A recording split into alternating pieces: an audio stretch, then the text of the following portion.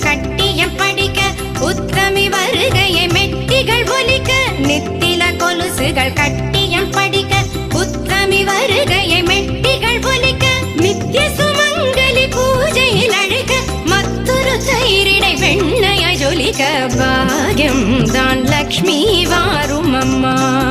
என்னே சௌபாகியம்